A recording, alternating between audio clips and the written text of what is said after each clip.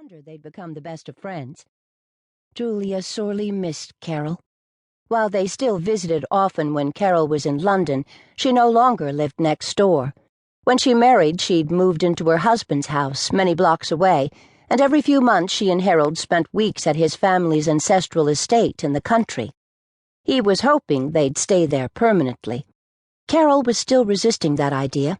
Fortunately, Harold wasn't the sort of overbearing husband who made all the decisions without considering his wife's wishes.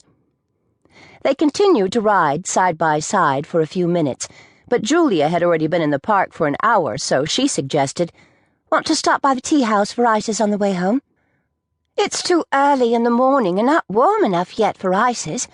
I am famished, though, and have truly missed Mrs. Cable's morning pastries. Do you still have a breakfast buffet laid out in the mornings?" "Of course. Why would that change just because you got married?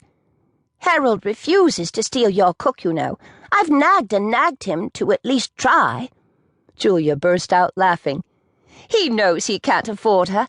Every time someone tries to hire her away, she comes to me and I raise her wages. She knows where her bread is buttered." Julia had been making decisions of that sort because her father, Gerald, could no longer make them.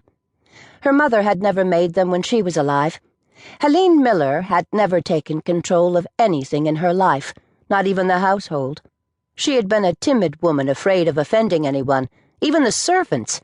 5 years ago she'd died in the carriage accident that had rendered Gerald Miller an invalid. "How is your father?" Carol asked. "The same." Carol always asked, and Julia's reply was rarely any different. "He's lucky to be alive," the doctors had told her after they had shocked her with their prognosis that Gerald would never again be himself. His head had suffered too much trauma in the accident.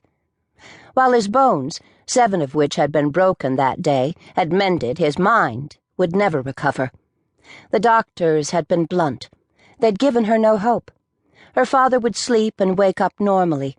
He could even eat if hand-fed, but he would never speak anything other than gibberish again. Lucky to be alive? Julia had often cried herself to sleep recalling that phrase. And yet Gerald had defied his doctor's predictions. One time that first year after the accident, and then every few months after that, he would know, however briefly, who he was, where he was, and what had happened to him. So much rage and anguish had filled him the first few times this had occurred that his lucidity couldn't really be called a blessing. And he remembered. Each time he regained lucidity, he was able to remember his prior periods of mental clarity. For a few minutes, a few hours, he was himself again. But it never lasted for long, and he never remembered anything of the dead time in between. His doctors couldn't explain it. They'd never expected him to have coherent thoughts again. They still wouldn't give Julia any hope that he might someday fully recover. They called his moments of clarity a fluke. Such an occurrence was undocumented, never known to happen before, and they warned Julia not to expect it to happen again. But it did.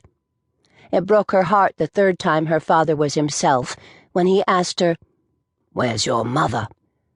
She'd been warned to keep him calm if he ever woke again, and that meant not telling him his wife had died in the accident. "She's gone shopping today. You know how she loves to shop." He'd laughed. It was one of the few things her mother had been decisive about, buying things she didn't really need. But Julia had still been in mourning herself, and it had been one of the hardest things she'd ever done. To smile that day and keep her tears at bay until her father slipped away again into that gray realm of nothingness.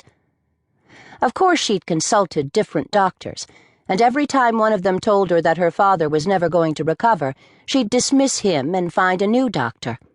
She stopped doing that after a while. She'd kept the last one, Dr. Andrew, because he'd been honest enough to admit that her father's case was unique. A little while later in the Millers' breakfast room, Carol was carrying her filled plate and the large basket of pastries to the table when she stopped in her tracks, having finally noticed the new addition to the room. "Oh, good Lord! When did you do that?" Carol exclaimed, turning around to stare wide-eyed at Julia. Julia glanced at the ornate box on top of the china cabinet that had caught Carol's attention.